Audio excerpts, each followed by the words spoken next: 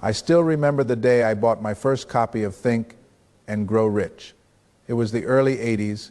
I was 22 years old, fresh out of university, and hungry. I mean, physically hungry for success. I remember sitting in a small, cramped apartment in New York, reading those words by Napoleon Hill, and feeling like I had just been handed the keys to the kingdom. The central thesis was intoxicating. If you want it bad enough, if you can visualize it, if you have a burning desire that consumes your every waking thought, the universe will bend to your will, riches will flow. And you know what? It worked. Or at least I thought it worked. I applied those principles, I obsessed, I visualized the numbers on the screen. I pushed myself to work 18 hard days because I believed that my sheer force of will was the engine of my wealth. By the time I was 30, I was a vice president. I had the car, the watch, the suit, and the bank account. But here's the part of the story that doesn't usually make it into the motivational YouTube shorts. 10 years later, following those exact same principles, I lost almost everything. You see, Think and Grow Rich was the instruction manual for my first million. But it was also the primary architect of my near bankruptcy at 40 and. That is why we need to talk today. I am not here to tear down Napoleon Hill. The man was a pioneer, but I am here to tell you that his book is incomplete. It is a dangerous book if you read it without context. It is like handing a teenager the keys to a Ferrari without teaching them how to use the brakes. Hill taught us how to stomp on the accelerator, how to redline the engine of human ambition, but he forgot to tell us that if you drive at 200 miles an hour without a braking system, you don't cross the finish line. You hit the wall. This is the missing chapter. This is the safety manual that should have come with the book. Let's look at the reality of burning desire. In the financial world, we call this survivorship bias. When Hill wrote his book, he interviewed the winners. He interviewed Carnegie, Edison, Ford. He looked at these titans of industry and saw that they all possessed this singular obsessive desire. So he concluded that desire causes success. But what about the graveyard? What about the millions of men and women in the 1920s and 30s who had the exact same burning desire, who visualized just as hard, who burned their bridges just as thoroughly, but who ended up destitute? The graveyard of finance is silent. You don't hear their stories because they didn't get to write books. The truth is, desire is just energy. It is fuel. But fuel without a steering wheel and fuel without a containment system is just a bomb waiting to go off. I want you to think about the physiology of what Hill is asking you to do. He asks for a state of constant, high-stakes emotional arousal regarding money. Money consciousness, he calls it, in modern neuroscience. We know what this is. It is a dopamine loop. When you are in a state of burning desire, your brain is flooded with dopamine. Now, dopamine is a wonderful chemical for getting you off the couch. It is the molecule of more, but it is terrible for decision making. When you are high on desire, you become blind to risk. You start to view caution as a lack of faith. I remember in the late 90s, right before the dot-com crash, I had colleagues who were absolute disciples of this philosophy. They were burning the bridges behind them, just like Hill suggested. They were mortgaging their houses to buy tech stocks because they were visualizing the millions. They thought that hedging their bets, playing it safe, was a signal to the universe that they doubted themselves.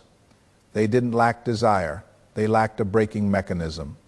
And when the market turned, and the market always turns, they didn't just lose money, they lost their minds. Because when you tie your entire identity to a burning desire for a specific outcome, and that outcome doesn't happen, you don't just experience a financial loss, you experience a spiritual collapse. I want to introduce a concept here that might sound contradictory to everything you've been told on the internet. Desire is not the same thing as ambition. Ambition is a structural plan to get from point A to point B. Desire, in the way Hill describes it, is an emotional craving. It is a form of suffering. It is the constant feeling that here is not good enough and I must be there. If you operate your investment portfolio or your business from a place of desperate craving, you emit a specific frequency. In negotiation, we can smell it. If you sit across the table from me and you need this deal to close because you have this burning, obsessive desire, I own you, you have no leverage, you are brittle. The market is the same. The market punishes the desperate and rewards the patient. So how do we fix this? How do we keep the ambition without the toxicity? We have to look at the other side of the coin. We need to look at what I call the Stoic barbell. On one side, yes, you need the fire.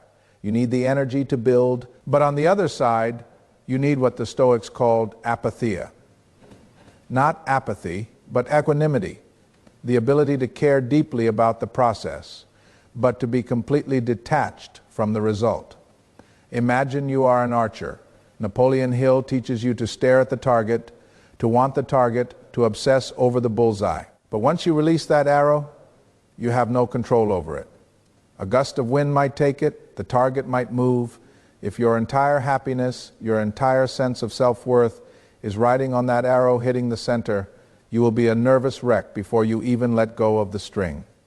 And a shaking hand cannot shoot straight. The paradox I discovered in my 50s after I rebuilt my life the slow way is this: the less I needed the money, the faster it came. When I stopped burning with desire and started building with discipline, the dynamic changed. I stopped taking moonshot risks. I stopped looking for the quantum leap that Hill talks about, and I started looking for the compound interest that Einstein talked about. I want to share a story about a friend of mine. Let's call him David. David was a Napoleon Hill purist. He had the vision board, the affirmations, the whole 9 yards. He started a logistics company. He wanted to be a millionaire by 30. He took on massive debt to expand faster than his cash flow allowed because he believed in his vision. He ignored the accountants who told him to slow down because he thought they were small thinkers. He was practicing infinite faith. Then, a minor recession hit, just a small dip in the economy. But because he was running at 100% capacity with zero margin for error, his business imploded in 3 months. He lost his home. His marriage fell apart under the stress. Now compare that to the approach of someone like Warren Buffett or Charlie Munger. Do they have desire? Of course. They are competitive. But do they have burning desire number? They have cold rationality. They sit on their hands. They wait. They don't burn bridges. They build moats. They don't bet the farm on a vision. They calculate the downside risk first. Hill says cut off all sources of retreat. I say always have a backdoor, because when you know you can survive the worst case scenario, you can act with a calm confidence that the desperate man can never fake. And that calm confidence, that is what actually attracts wealth. So as we move deeper into this, I want you to mentally take Think and Grow Rich off the pedestal. Don't throw it away. Just put it on the desk. And right next to it, I want you to imagine a copy of Benjamin Franklin's autobiography or the letters of Seneca. We are going to mix the fuel of desire with the coolant of wisdom.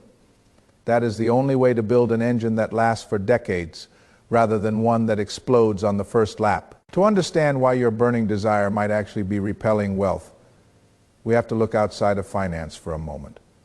We need to look at the philosophy of Alan Watts. Watts spoke about something called the law of reversed effort, or the backwards law. The principle is simple but profound. When you try to stay on the surface of the water, you sink. But when you try to sink, you float. When you hold your breath, you lose it.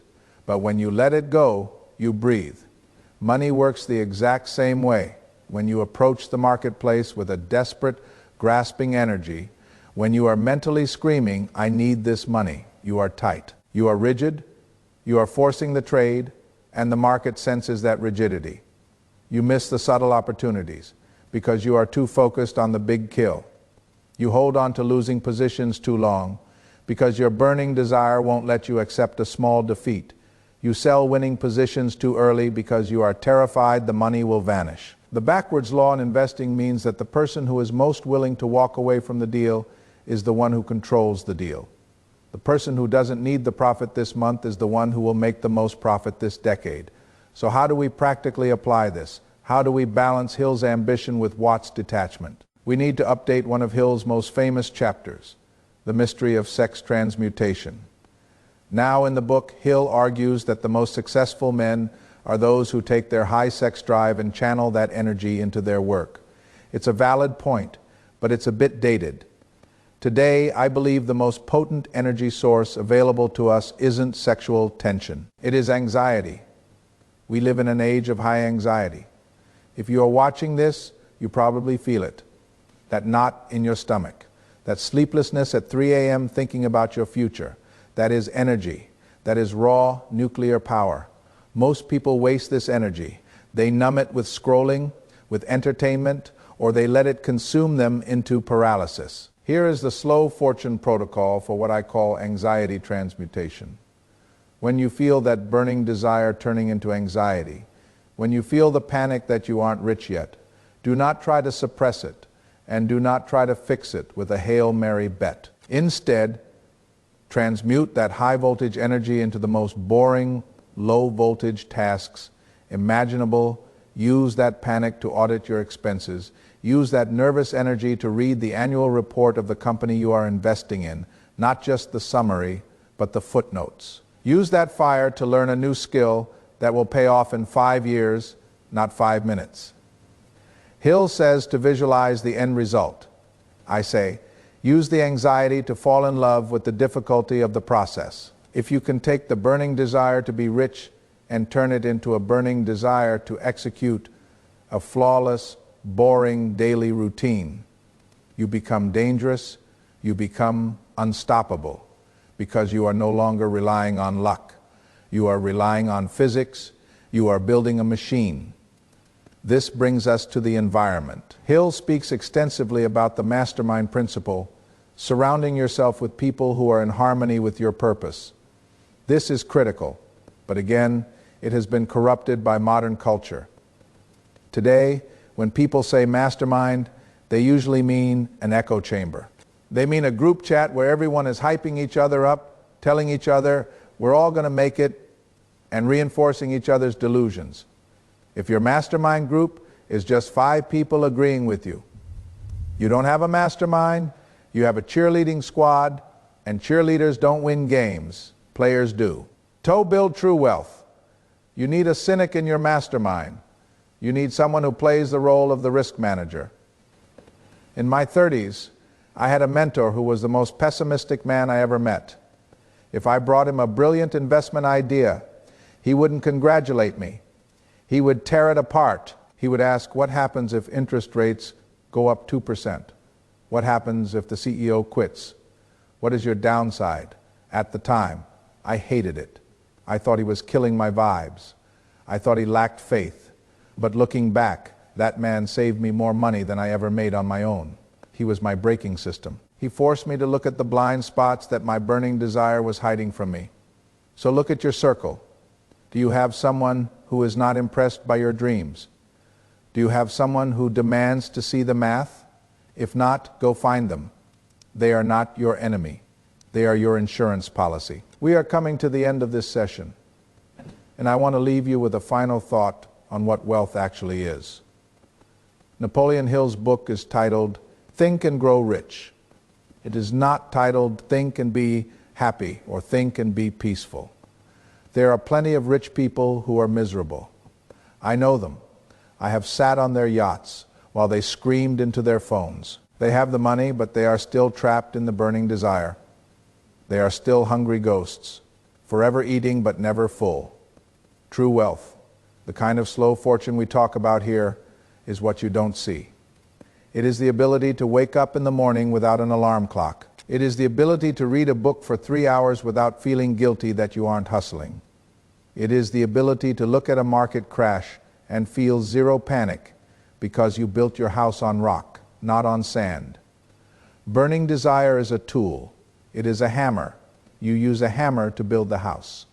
But you do not worship the hammer. And once the house is built, you put the hammer down.